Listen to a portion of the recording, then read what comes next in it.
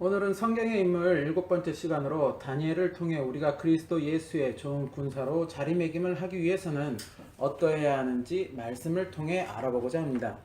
오늘 본문은 다니엘은 뜻을 정하여 왕의 진미와 그의 마시는 포도주로 자기를 더럽히지 아니하리라 라고 전하고 있습니다.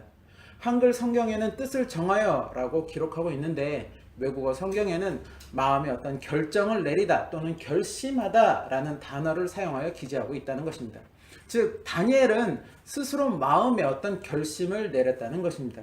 그 결심은 곧 왕의 진미와 그의 마시는 포도주를 먹지 않겠다라는 것이라고 바로 뒤이어 말씀은 기록하고 있습니다. 더불어 그것을 먹지 않겠다고 결심한 그 이유는 그 왕의 진미들과 포도주는 자신을 더럽히기 때문이라는 것입니다. 그러한 이유로 다니엘은 절대로 나는 왕의 진미와 포도주를 먹지 않겠다고 스스로 결심을 하였다는 것입니다. 왜일까요? 왜 다니엘은 그 음식들과 포도주가 자신을 더럽히는 것이라는 생각을 하였고 또 그러한 결심을 내렸던 것일까요? 오늘 이 다니엘의 정한 뜻을 통해 우리는 하나님을 향한 우리의 믿음을 다시 한번 점검하고 더불어 앞으로의 우리 믿음의 방향을 다시 되짚어 보고자 합니다. 잠시 역사적인 내용을 설명하자면 이스라엘은 솔로몬의 범죄로 인하여 하나님의 진노가 임하게 되었고 그래서 솔로몬 이후에 나라는 북이스라엘과 남유다로 갈라지게 되는 아픔을 겪게 됩니다. 그리고 북이스라엘은 BC 722년경에 당시 아수르 제국에 의해 멸망을 당하게 됩니다. 그렇게 북이스라엘이 먼저 아수르에게 멸망당할 때 남유다 역시도 아수르와의 전쟁에 패해 나라가 어려움을 겪는 중이었습니다. 하지만 히스기야 왕이 등극하면서 히스기야 왕은 철저하게 하나님 편에서 하나님의 계명을 지키기를 힘썼고 결국 하나님의 보호 가운데 남유다를 지켜낼 수 있게 됩니다. 그러나 히스기야는 자신의 생명을 15년 연장받았다는 그 기쁨에 도취해서 한 가지 실수를 저지르게 되고 그로 인하여 하나님의 선지자로부터 이 나라 역시도 이후에 바벨론에게 멸망당하게 될 것을 전해 듣게 됩니다.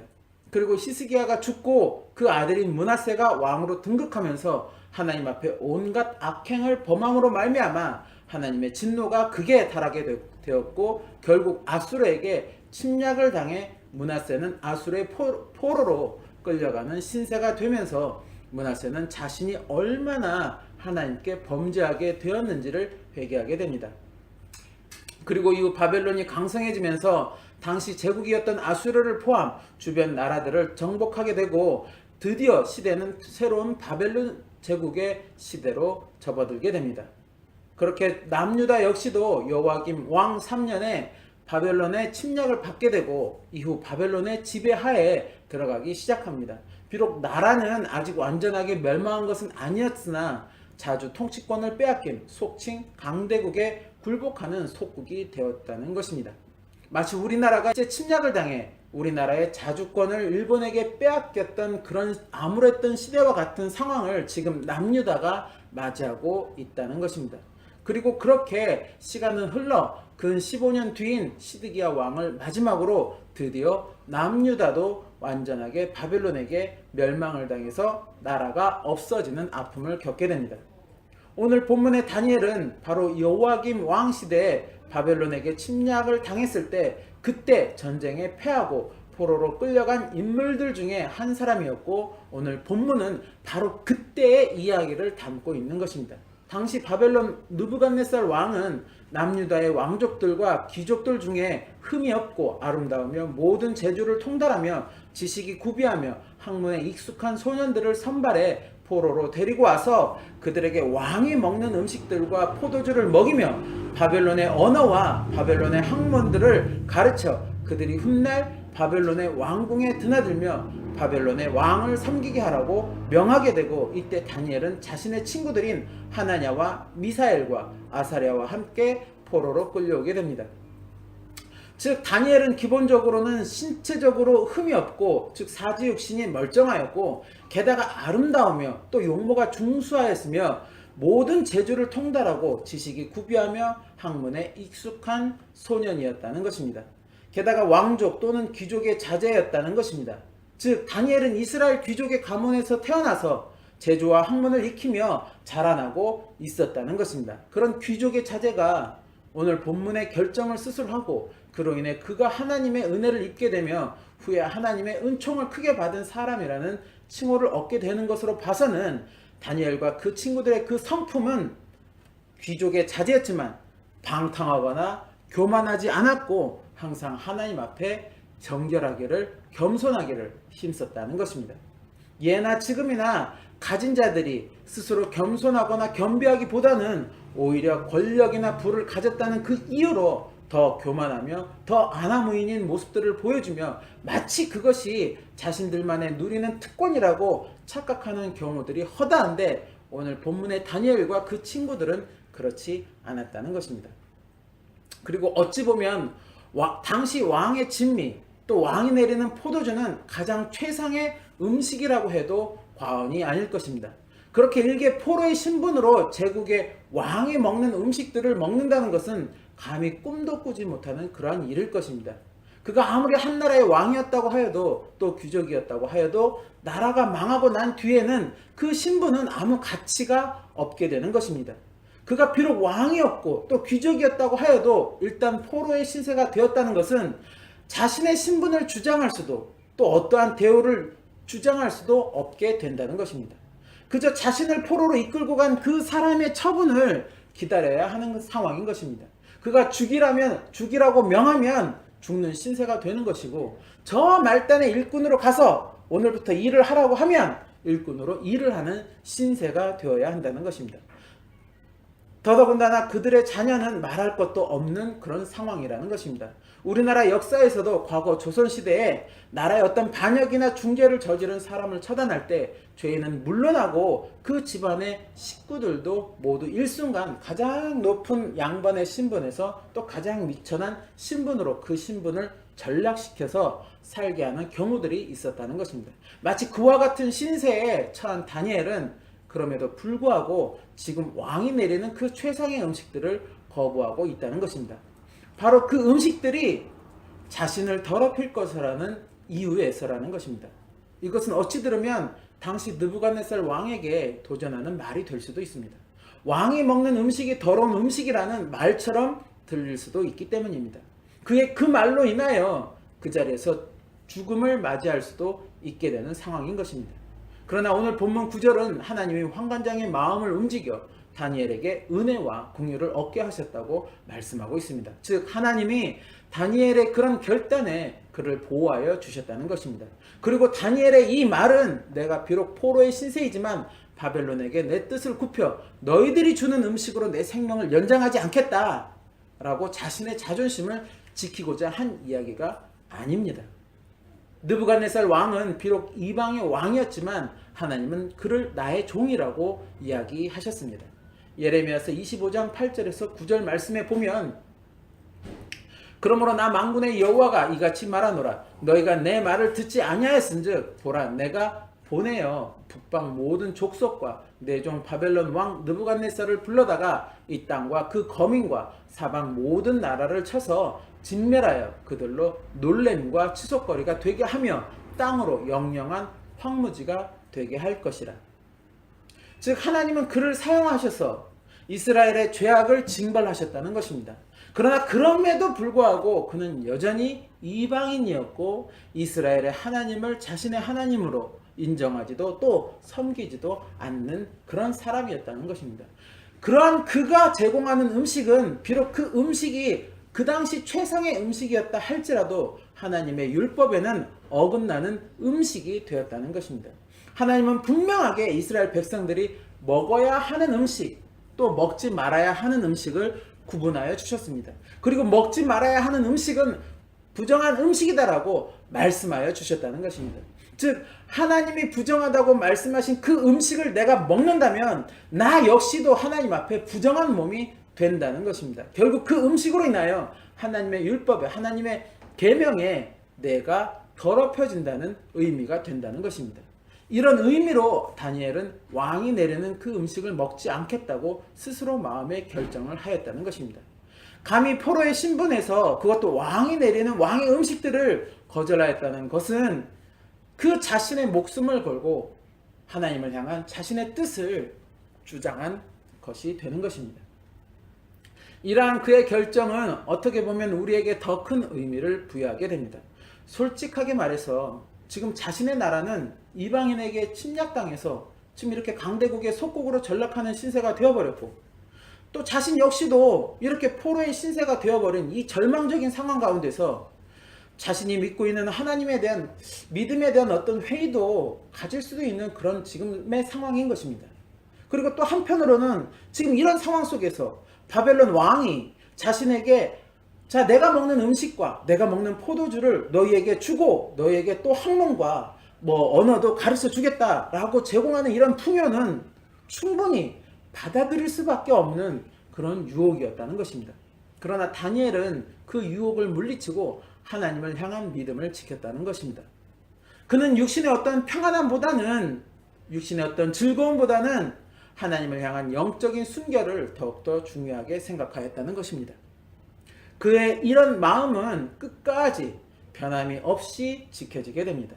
이후 이방인인 다니엘이 왕의 총애를 받게 되자 다른 신하들이 그것을 질투하여서 음모를 꾸미지만 그것을 알면서도 불구하고 다니엘은 하나님을 향한 뜻을 접지 않고 끝까지 하나님을 향해 스스로 결정한 것을 지켜갔다는 것입니다. 그래서 결국 목숨을 위협받는 상황까지 처해지게 되지만 하나님을 향한 순결을 지킨 다니엘을 하나님은 모른다 아니하셨다는 것입니다.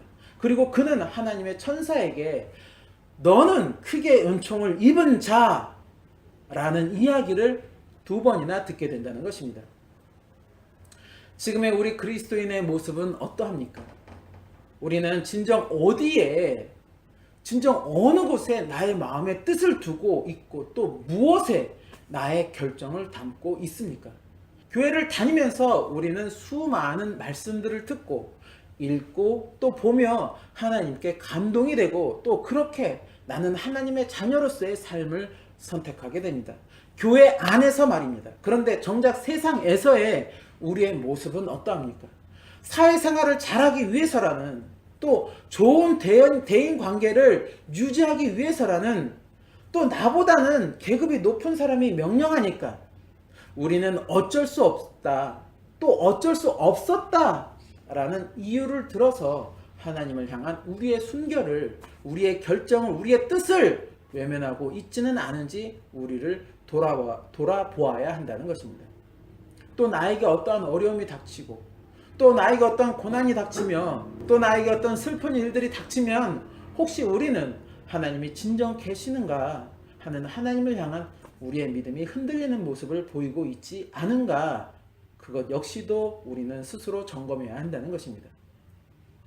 나의 목숨이 위태로운 처지에 몰린다고 하여서, 또 나의 상황이 극한 어려움 속에 처해진다고 하여서 우리는 수시로 하나님을 향한 순결을 외면하고 또 믿음의 의심을 갖는 그런 삶을 살면서도 그것에 대한 어떤 회개도 없이 그저 그렇게 무감각하게 신앙생활을 하고 있는 것은 아닌지 우리는 스스로 말씀으로 뒤돌아봐야 한다는 것입니다. 마치 구약의 이스라엘 백성들이 출애굽을 하면서 자신들에게 조금이라도 어떤 어려움이 닥치게 되면 모세를 원망하고 하나님을 원망하였던 그 모습들처럼, 그리고 그런 모습들을 보면서 어떻게 저렇게 어리석을 수 있을까? 그 모든 기적과 이사를 봐놓고 자신들한테 잠시 그렇게 어려움이 처했다고 모세를 원망하고 하나님을 원망해 참 어리석다라고 혀를 차면서도 정작 우리의 모습이 그들과 같은 모습을 하고 있는 것은 아닌가 하는 것입니다. 현재 교회들에서 결코 나타나서는 안 되는 문제들이 왜 자꾸 나타나서 사회적으로 이슈가 되고 있는지, 또 같은 그리스도인들끼리 네가 잘못했네, 네가 잘못됐네, 너는 잘못된 사람이다, 너는 잘못된 사람이라고 서로가 잘못되었다고 외치고 싸우는 그런 모습들이 왜 자꾸 나타나는지, 그런 모습들 모두가 또 목회자로서, 또 하나님을 믿는 어떤 성도로서 하나님을 향한 우리 그 스스로의 뜻이, 또 우리 스스로의 어떤 결정이 잘못된 결과에서 초래되고 있는 것은 아닌가. 아니, 비록 그 뜻은, 처음 세웠던 그 뜻은 잘못되지는 않았을지라도 이런저런 이유를 들면서 그 뜻대로 이행하지 못하고, 그래서 결국 변질되어 가고 있는 우리의 그런 모습에서 나타나는 문제들은 아닌가 하는 의문을 가지고 우리의 모습들을 뒤돌아보고 점검해야 한다는 것입니다. 비록 다니엘처럼 굳은 결심과 끝까지 그 결심을 지키는 삶이 되지는 못한다고 할지라도 항상 말씀으로 나를 점검하여서 그렇게 될 수 있도록 노력은 하는 삶을 우리는 살아가야 한다는 것입니다. 그것이 바로 그리스도 예수의 좋은 군사로서의 삶이 된다는 것입니다. 나실린으로 이 땅에 태어난 세례 요한도 예수님을 하나님의 독생자라고 알아보고 인정하고 고백하였으면서도 불구하고 자신이 감옥에 갇혀지게 되자 예수님이 진짜 예수님이 맞는가 하는 의심을 품는 연약한 모습을 보였다는 것입니다. 바로 이러한 모습이 저나 여러분을 포함하여 많은 사람들이 가지고 있는 연약함이라는 것입니다. 그러나 그렇다고 이 연약함을 계속해서 가지고 있어서는 어떤 믿음의 성장을 기대할 수 없다는 것입니다. 이 연약함을 이겨서 점점 강성해져 가야 우리는 진정한 믿음의 성장을 이루어갈 수 있다는 것입니다. 다니엘은 소년의 나이로 그 뜻을 정하였고 그대로 실천하여 결국 하나님의 큰 은혜를 입은 사람이 되었다는 것입니다. 하나님이 그의 정한 뜻과 그 뜻을 실천하는 모습을 보시고 그에게 모든 학문과 재주에 명철하게 하시고 모든 이상과 몽조를 깨달아 알게 하는 능력을 더하여 주셨다는 것입니다. 그러한 능력으로 말미암아 비록 이방인의 나라에서도 포로의 신세로 지냈었지만 느부갓네살 왕의 총애를 받으며 또 바벨론의 온 도를 다스리게 되며 또 바벨론 모든 박사의 어른으로 그가 세워지게 되었다는 것입니다. 그리고 이후에 바벨론이 무너지고 메데바사 제국이 세워졌을 때에도 다니엘은 왕을 대신하는 총리로서 그 역할을 감당하였다는 것입니다. 하나님을 향한 뜻을 변개하면서까지 또 하나님을 향한 순결을 외면하면서까지 세상 것들을 추구하는 삶을 산다면 어쩌면 자신이 생각하고 추구하고 싶은 그 세상의 뜻을 이루는 삶을 살 수 있을지도 모릅니다. 그래서 세상에서 어떤 권력도 명예도 부도 누리며 살 수도 있습니다. 그러면서도 하나님을 믿는다고 스스로는 이야기할 수도 있습니다. 그러나 그것은 어디까지나 스스로의 이야기일 뿐 과연 하나님이 인정하시는가 하는 것입니다. 다니엘이 하나님을 향한 뜻을 또 하나님을 향한 순결을 철저하게 지키며 살았을 때 하나님은 그를 이방 제국의 어른으로 또 총리로 그 이름을 드높여 주셨다는 것입니다.